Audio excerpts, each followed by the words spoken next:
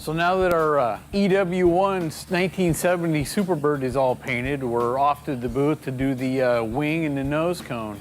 And from there it becomes assembly and get this girl back on the road.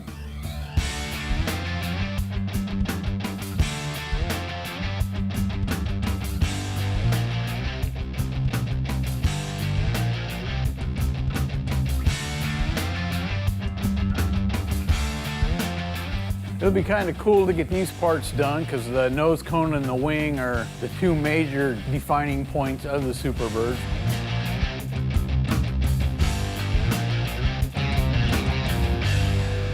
So with these last few parts painted, it's ready for assembly. And then I have to put up with the rest of the guys. There you go. Okay. Thank you. Heading back up to take care of the invoice for the guy. Lucky stops. Maybe that's what happens. And that's the one thing I have to make myself accessible every minute I'm here. I can't play that, hey, I'll get back to you thing, because the minute I say, I'll get back to you, he's at a standstill in some cases. There's nothing but holes all across here. Uh-huh. So what I propose on doing, replace this whole rail up to this edge. I agree right completely. here. And come straight across here maybe, so you get rid of most of this? Yeah. And then just Yeah. shape it? Both corners like that. I mean, we're gonna lose these ribs. Yeah. I got a chance to look at the door. The door he's working on is a 1970 Hemi Charger door. Those get a lot of deposit down at the bottom, so they tend to rust. So I'll cut a chunk of this off and have them make, I'll measure this out, but it's gotta be at least 4 foot, I really make an effort to keep as many of the original parts on the car as possible. The outer door skins on our 70 Hemi Charger were absolutely rusted out, but the door shells themselves that have spent their entire life on the car were in pretty good shape, except for, this is what Lucky was pointing out, the very bottom lower 1 inch to 1.5 inches of the door. If I can put a small piece in, still maintain the integrity of the majority of the door, that's going to be my objective. But my goal is always keep as much original stuff on there as possible when applicable. On the way back up, I took a look at the Superbird parts. Derek did a beautiful job painting the final 2 pieces of that, which was the nose cone and the wing. Real easy for him to miss the bottom of that and not get it wet, but that's nice and wet, no orange peel.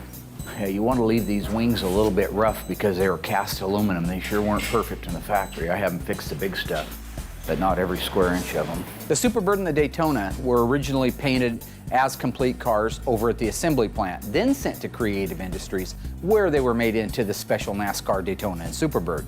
At that point, when they added the wing and they added the nose and some other components, they were painted after the fact in lacquer. It's not uncommon for the nose and the wing not to match the rest of the car. So that's what we did. We changed and played with the color just a little bit so it would have a little different hue than the rest of the Alpine white, and it came out perfect. It came out the way it's supposed to come out. And I got pictures of that thing when it was, before we tore it apart. You got to turn it upside down the other direction and run paint on the inside of it, because that's how it was at the factory. Derek is my Swiss Army knife. He can do anything. If you look at the nose cone before we got started on it, it was Swiss cheese. There was nothing left except the top half of the front of it. That's all there was. He built the rest of that out, did a phenomenal job. Then he carried it all the way out to paint. The paint looks beautiful, better than it ever did at the factory. And I'm proud to have the guys that I have here. Lucky does a great job, Robert does a great job, Derek does a great job. The ghouls, even though I give them a ration of crap, when their heads are screwed on right, they do a great job too. I got sidetracked on the way up. I'm sure it's not hard. Oh man, some days just are that way. I have to pay my employees, so if they're waiting for me to answer a question, they're just burning daylight. They're costing me money.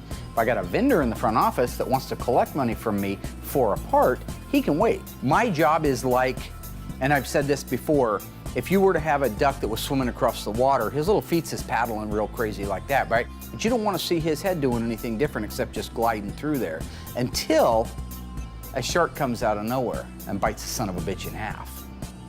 Wisdom. I'd love to sit around and talk about what I do, but I actually need to do it, so if all y'all don't mind.